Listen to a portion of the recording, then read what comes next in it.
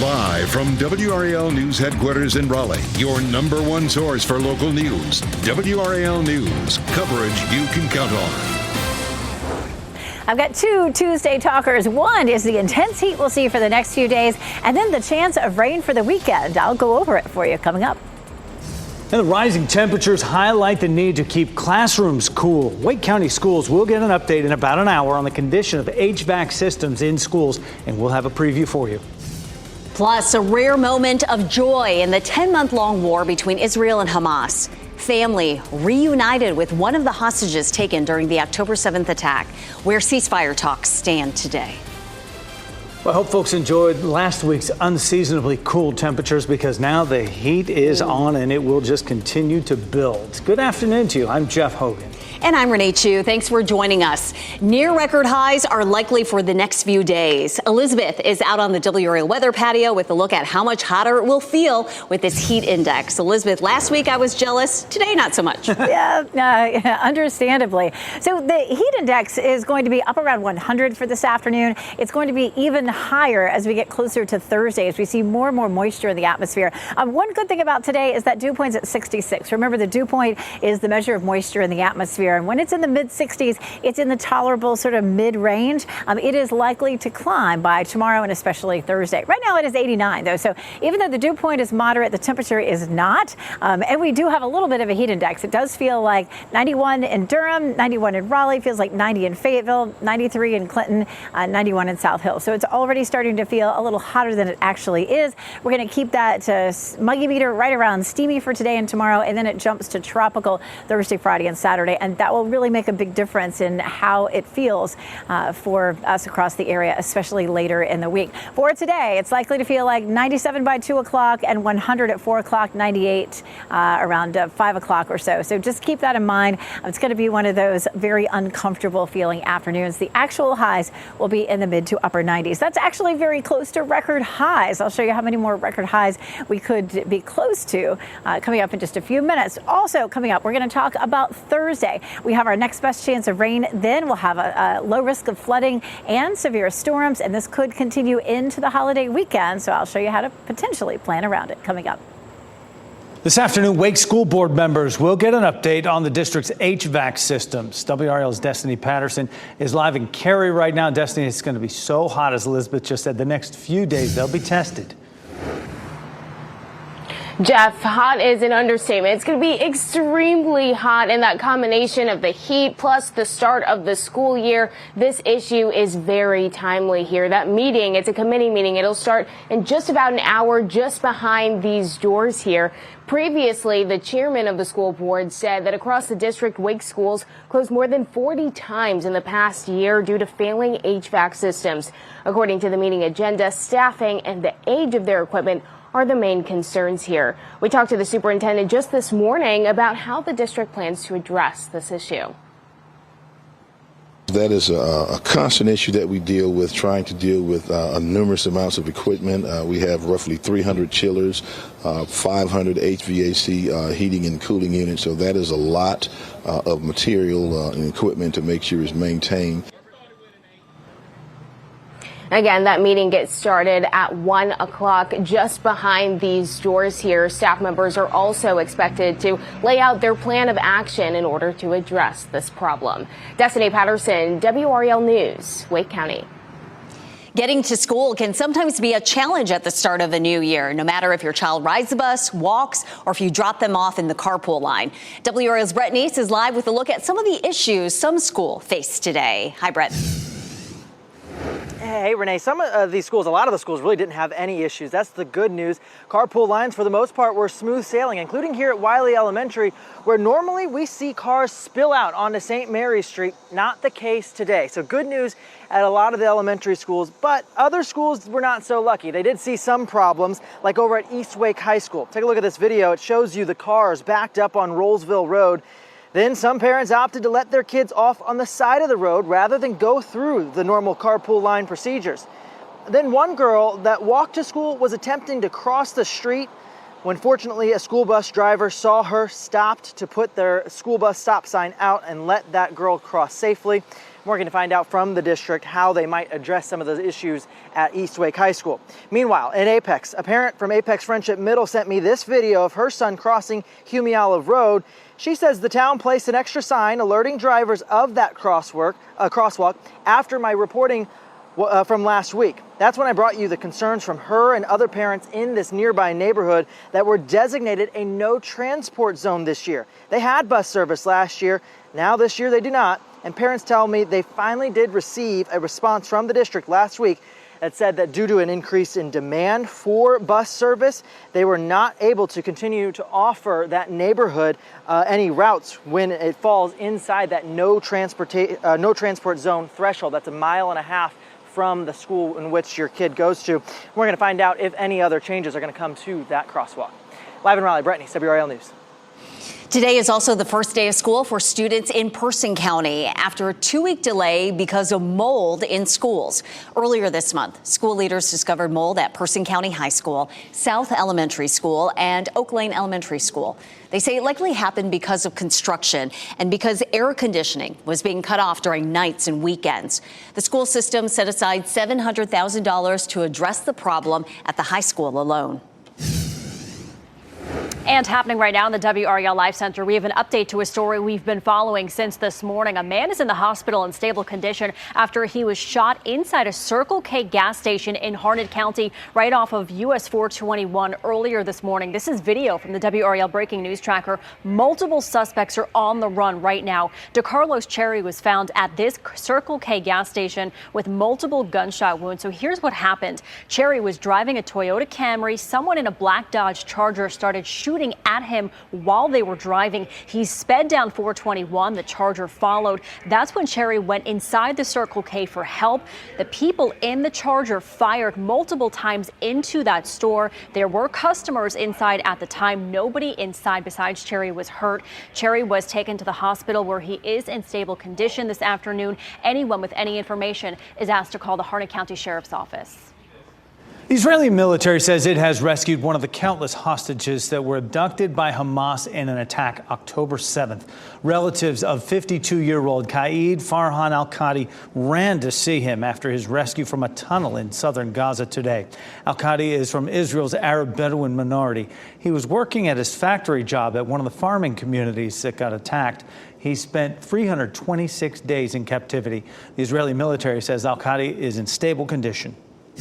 More than 100 hostages, meantime, still remain in Gaza. Despite optimism from U.S. officials on the progress of ceasefire negotiations, there have not yet been any significant breakthroughs. Hamas has stressed that any agreement must include guarantees for a 6-week pause in fighting during the first phase of the deal and a permanent ceasefire in the second phase. Israeli officials have not made those guarantees, and Prime Minister Benjamin Netanyahu indicated Israel would seek to continue war after the first phase. Drugs, guns, and suspected criminals are off the streets in Durham after police announced a major crackdown resulting in 18 arrests. Police targeted the areas of Bragtown, Glenbrook Drive, and Cornwallis Road. The people who were arrested are facing charges including murder, trafficking, and possession of a stolen gun. And it all started with one tip.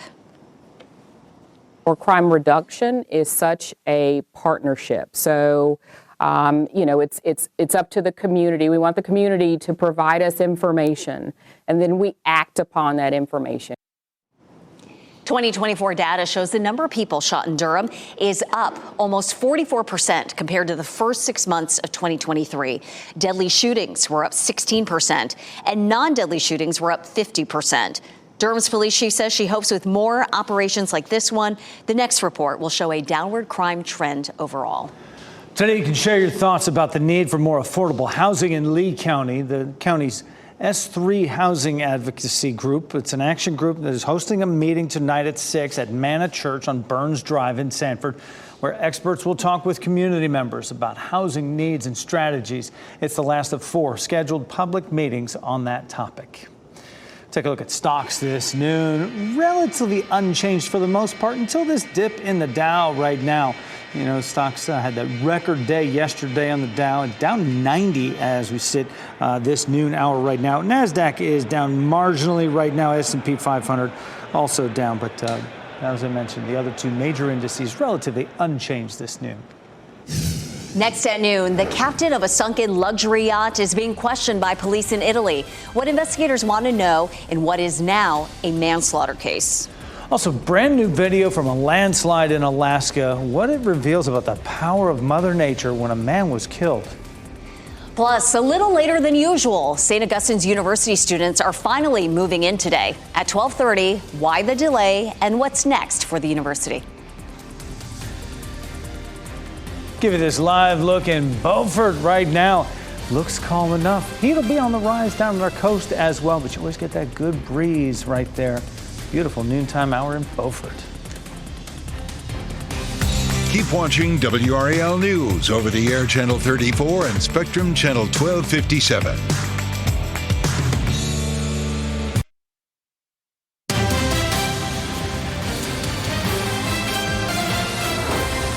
The captain of the luxury yacht that sank in a storm off the coast of Sicily is now the focus of a manslaughter investigation.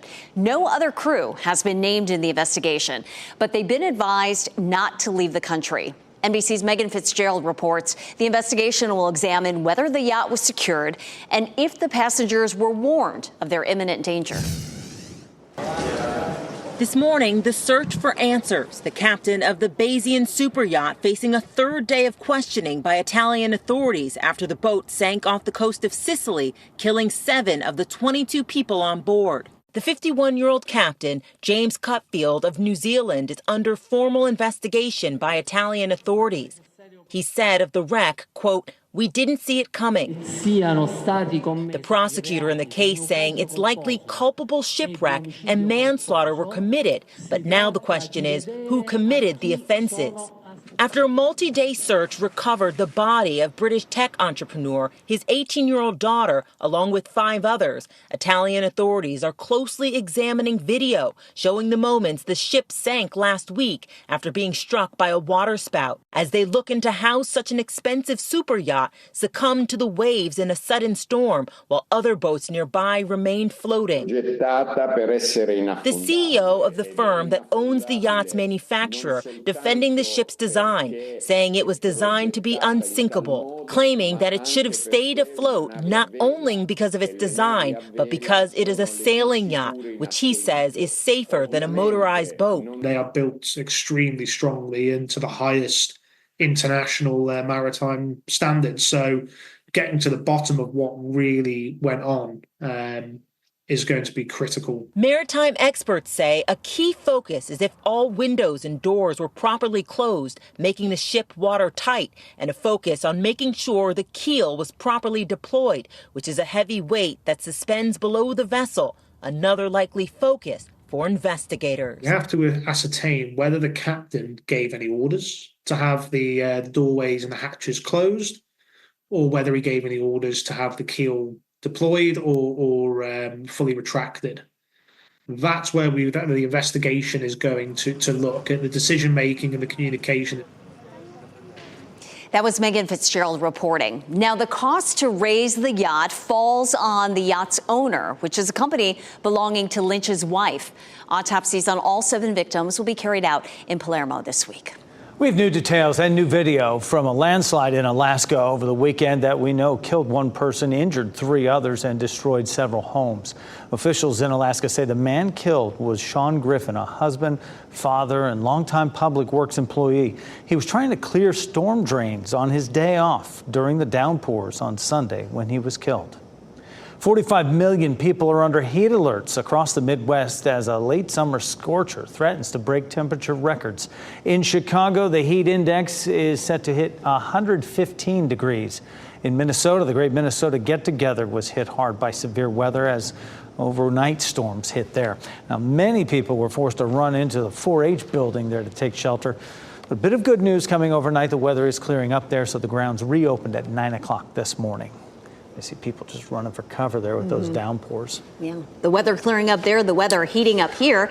Meteorologist Elizabeth Gardner is out on the weather patio where it is just starting to feel sticky, Elizabeth. It really is. Yeah, heating up out here. We talked about whether or not we might be out here at noon. There's no dangerous heat out here right now. It is just on the uncomfortable side. It's 89, but our dew point is 66, and that means that our temperature is very close to what it feels like what it actually is, because our dew point is just not that high. Now, the more moisture we have in the atmosphere, the hotter it feels to our skin, and that's because the way we cool our bodies is by sweating. That sweat evaporates into the atmosphere, and it cools our bodies. But if there's a lot of moisture in the atmosphere already, that sweat doesn't evaporate very well, and so we have a hard time cooling ourselves, and it just feels hotter than it really is. We will climb to 96 or 97 this afternoon. Already we're looking at mid to upper 80s.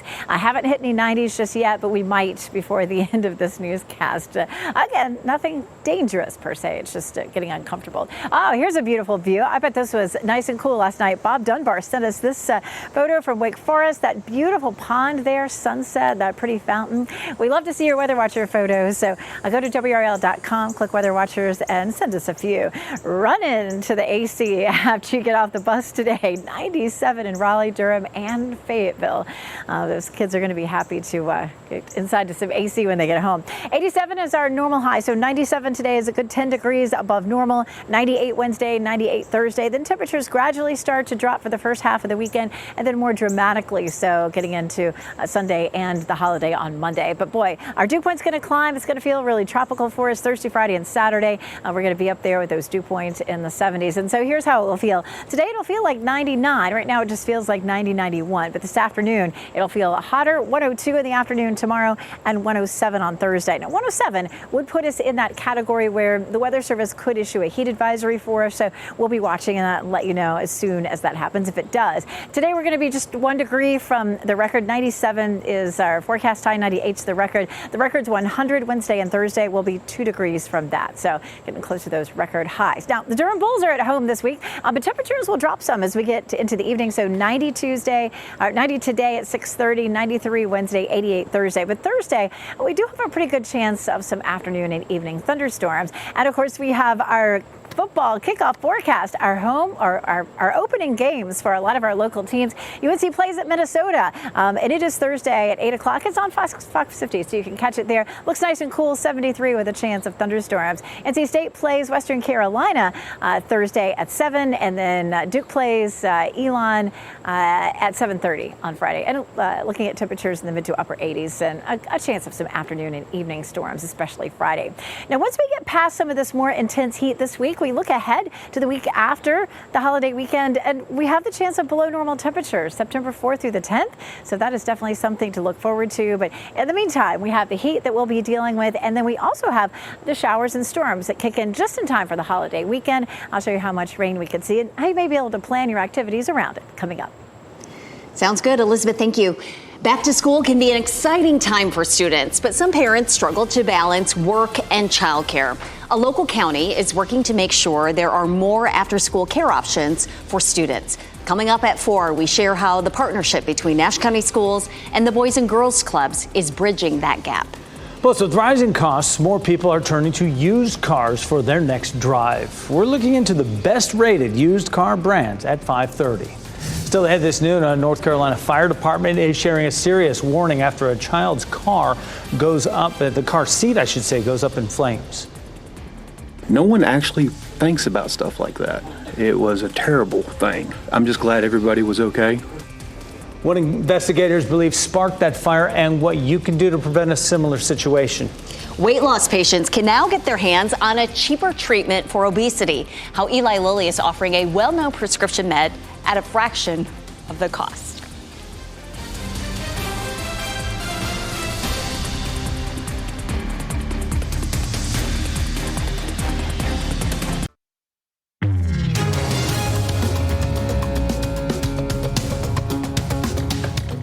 A warning now from firefighters in Burke County. They say a children's book powered by a lithium battery overheated and started a fire inside a vehicle.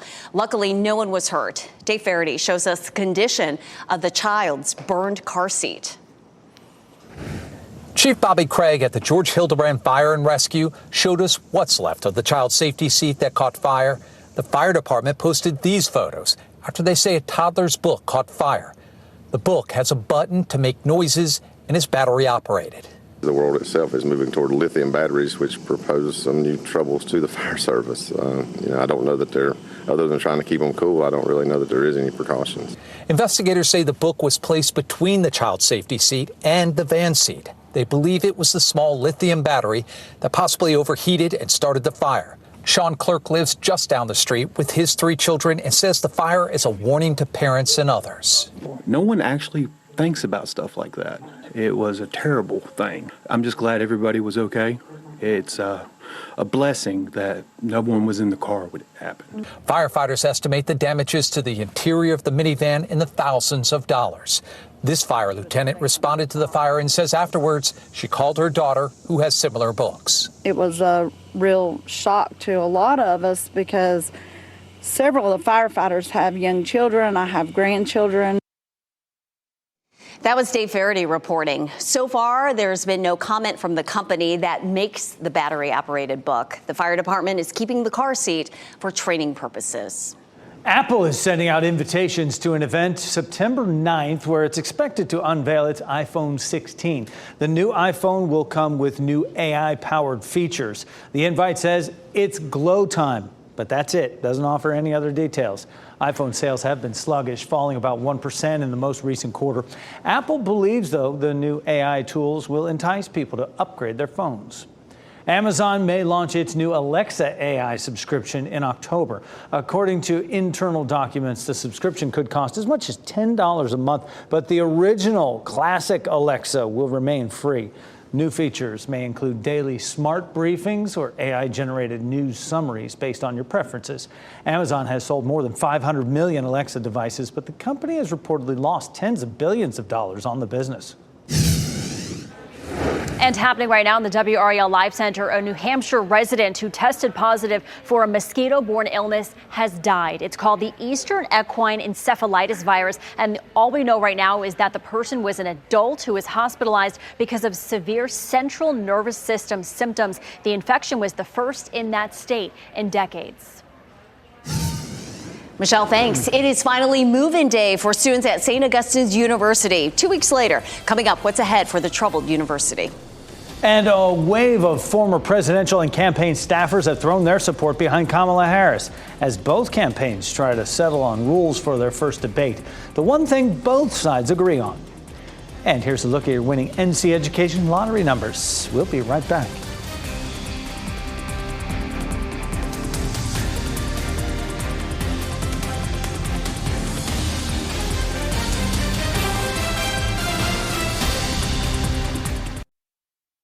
Shot in 4K ultra high definition. Your number one source for local news. WRAL News. Coverage you can count on.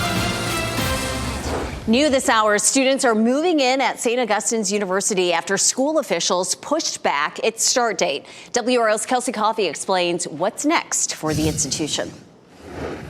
Today, students are coming back to campus here at St. Augustine's, and we aren't allowed on campus as this is a private university, but we have seen a few cars coming through this front entrance. Today's move-in comes after a 2-week delay for the start of the fall semester. During that time, the school secured an initial $7 million loan to address immediate needs for the semester, which included paying faculty and staff who haven't received paychecks in months. Now, the first day of classes is scheduled for September 3rd. We've reached out to the university several times over the last few months. We've asked about who will provide dining services for this school year, but we're still working to find out that information. Kelsey Coffey, WRAL News in Raleigh. WRAL's Eric Miller is interviewing the interim president of St. Augustine's University right now. You can tune into WRAL beginning at 4 to hear from Marcus Burgess. Students and faculty at North Carolina Central University now have access to new technology designed to produce high-quality photos. This morning, the university's Career and Professional Development Center held a ribbon-cutting ceremony for the new Eagle Express photo booth. It allows students and staff to take professional photos for resumes, LinkedIn profiles, and other professional platforms. NC Central is just the second school in North Carolina to get this technology and the first HBCU.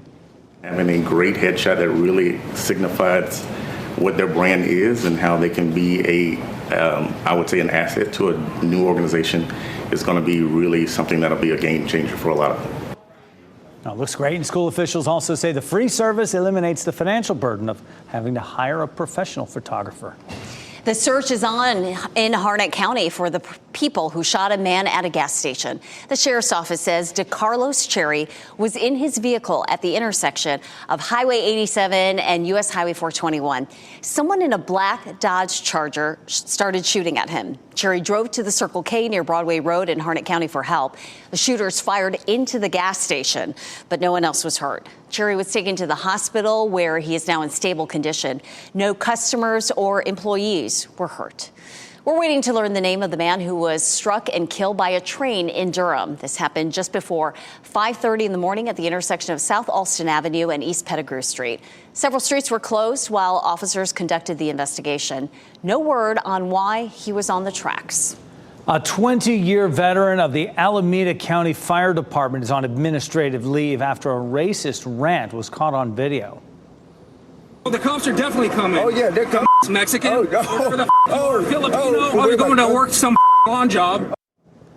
And this was in California. The heated exchange was captured on camera after a crash last Friday and already has 500,000 views. It started as an argument over who was at fault. The driver says he pressed record for safety.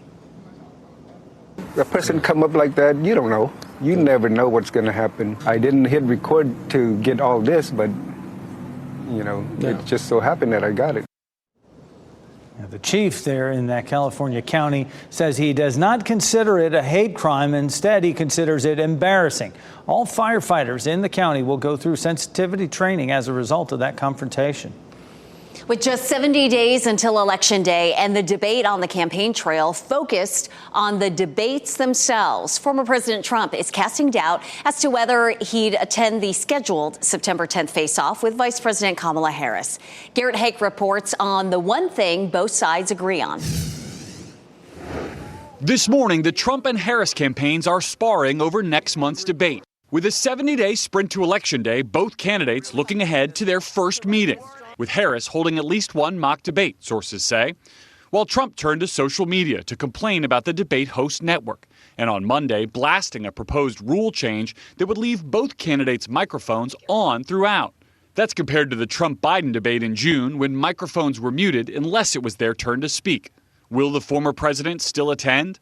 We're thinking about it. They also want to change the rules. You know, the deal was we keep the same rules. Now all of a sudden they want to make a change in the rules because she can't answer questions. Trump later seeming to say the Harris proposed change wouldn't be a deal breaker. Doesn't matter to me. I'd rather have it probably on. Trump campaigning in Michigan, Wisconsin, and Pennsylvania this week. Harris and her running mate Tim Walz holding a bus tour of Georgia that begins tomorrow. Thank you. Trump, looking to get back on offense, will target Harris on key issues this week, including immigration, with breaking news on that front overnight. A federal judge temporarily blocking a Biden administration program that allowed undocumented spouses of American citizens to stay in the U.S. while applying for green cards. The program, one of many immigration flashpoints, had been challenged by Republicans in 16 states. The Trump campaign sees immigration as a vulnerability for Harris, along with national security. Under Kamala Harris, American veterans are treated worse by far than illegal aliens. Illegal aliens are treated. You ever see them? They stay in hotels. We have veterans sleeping on the street. The former president using the 3-year anniversary of the bombing of Abbey Gate in Afghanistan, which killed 13 service members, to highlight the Biden administration's chaotic withdrawal from the nation's longest war. Our country will never be safe again until we have fired those responsible for this disaster. Nobody fired. Worst, most embarrassing, in my opinion, the most embarrassing day in the history of our country. That was Garrett Hake reporting. The Harris camp says she is committed to showing up for the debate on September 7th, with or without the former president. And happening right now in the WRAL Live Center, we have just learned that former President Trump has added RFK Jr. and Tulsi Gabbard to his presidential transition team. Both Kennedy and Gabbard have both endorsed Trump in the past week. The transition team, this is what they would do. They would make staffing and policy decisions if Trump were to beat Harris in the election. Kennedy suspended his campaign last week. Gabbard has reportedly been helping Trump prepare for a debate against Harris. Still to come this noon, a milestone for the Realtor Giving Network. How this group is helping people experiencing homelessness get on a path to stability. Plus, Eli Lilly is launching starter doses of its weight loss drug Zepbound. What's different with the vial and how it will be sold directly to those who want it? Remember, you can watch WRAL News live anytime on WRAL.com or the WRAL app on your streaming device. Eli Lilly will now start selling single-dose vials of the popular weight loss drug Zepbound. This presents a problem for dozens of telehealth companies. Instead of a preloaded injector pen, patients will use a syringe to draw out the medicine. These vials would only be available through Lilly Direct and could be delivered right to a patient's door. Zepbound pens can cost over $1,000 a month without insurance, while a month's supply will cost $399. Meta CEO Mark Zuckerberg claims the Biden administration pressured the social media giant to censor content related to COVID-19. Zuckerberg says it was ultimately Meta's decision to take down any content, but he noted he believes that the so-called government pressure was wrong. The content included humor and satire. He also says Meta made some choices that, with the benefit of hindsight and new information, the tech giant would not make again. Some big retailers are cashing in by giving you access to your own money. According to the Consumer Financial Protection Bureau, customers in low-income areas with very few banking options often have no choice in the matter. Many U.S. retailers offer the option to get cash back when you make a purchase with a bank debit card, and there is often a fee for that convenience. Cashback options could cost between $1 and $3.50 per transaction. So you've heard of prenups. Have you heard of pet nups? More and more couples are opting for this agreement before tying the knot, because if they don't and get divorced, the rules in their state then kick in.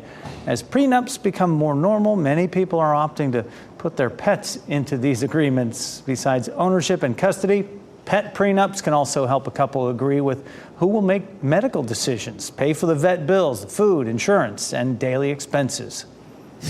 An art display that has floated its way around the world has made it to the U.S. We're taking a look at this bubble display, bringing the magic and fun of bubbles to kids and grown-ups alike.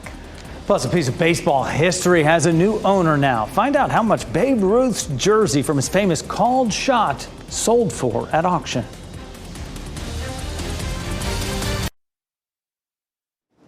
The Realtor Giving Network is the charitable arm of the Raleigh Regional Association of Realtors. It's working with local nonprofits to help end homelessness in Wake County. And last week, the Realtor Giving Network hit a special milestone when it furnished the 100th apartment in the network's history. Here to share more about that big moment and the Realtor Giving Network mission is Heather Thompson, who's the executive director of the Realtor Giving Network. Heather, great to have you on the program. Thank you. So explain to us how this program helps to fill a gap in services for people who are experiencing homelessness. Sure, Renee, I love to say that philanthropy is the marketplace for love. And it really is a marketplace for which none other is coming for our neighbors in need. So I can tell you this apartment furnishing program hits that mark to a T. What happens is local housing nonprofits will have identified a family in need of housing, worked tirelessly to get them in that space, and where the gap is they get to their new apartment, they open the door, and it is a blank slate, and they're cost burdened, which prohibits them from purchasing furniture and household goods. But I can tell you this morning, 100 families woke up with all the comforts of home like you did and your viewers did, enabling them to start their day in a healthy and productive way, and that is because Realtors have just a spirit of helping, and it's also, we're all about harnessing that collective giving power of Realtors to enable them to help unhoused neighbors. They help their clients every day, but this is a chance for them to invest in the network and support their neighbors in need. Well, congratulations on hitting that 100 home milestone. So you were talking about, okay, there's a space, you find the apartment, but how do you go about finding the furnishings and helping them make it a home? Well, Realtors, if they know a lot about staging, that is indeed the truth. That is true.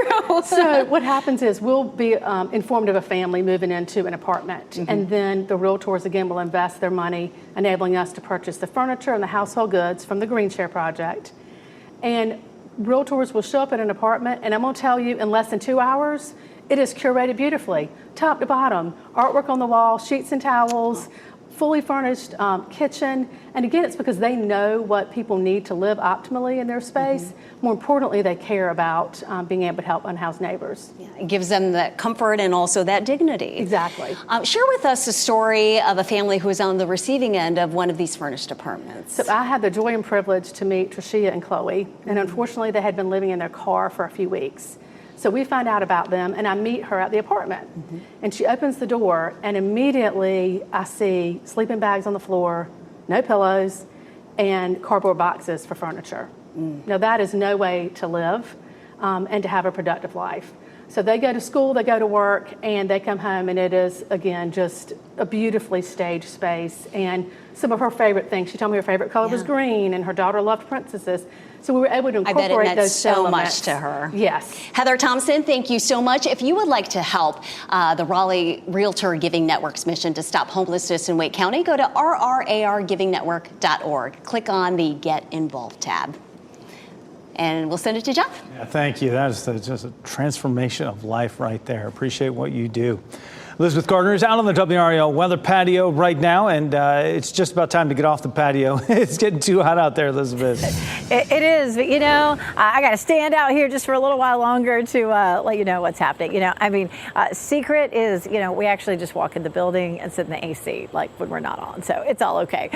Here's a look at our garden view. It's beautiful out here. Understandably, it is quiet out here in the gardens today. It is, really getting too warm to be outside. We haven't hit the dangerous zone, but by the time we get to Thursday, it does look like we'll have a good chance of dangerous heat. By then, heat index could be up around 107. Here's a look at the big picture. We have a high pressure system that's sitting just north of Atlanta. That high has been sitting here keeping us dry. It's also helped to funnel some cool air in, but as it slides east out into the Atlantic, it's going to help to bring us more air out of the south. So that's going to heat things up for us. But look at the fronts that are back to the west. Between Minneapolis and Omaha, you can see some of those thunderstorms along that cold front. That front will slide toward us and hang out near us over the holiday weekend, and that's going to bump up our chances for rain significantly. Here's a look at Futurecast. Thursday is the day that we'll likely first begin to see some of the rain, and that will be due to a warm front that's to our north starting to slip southward. And you can see everything's quiet up until around lunchtime. Once we get into the middle of the afternoon, we start to see some of that rain transitioning down to the south,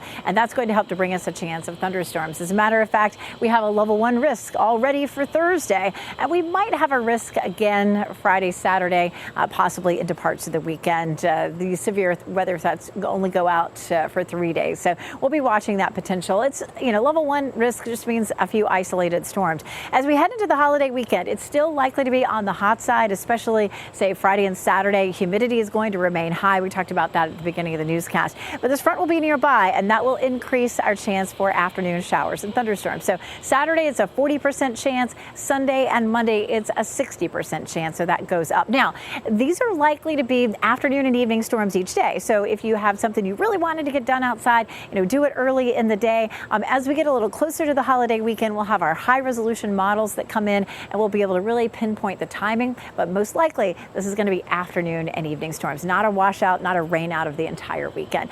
We are starting, we don't really need any rain, but the last time we saw any rain at RDU was August 13th, where we had only 0.03 of an inch.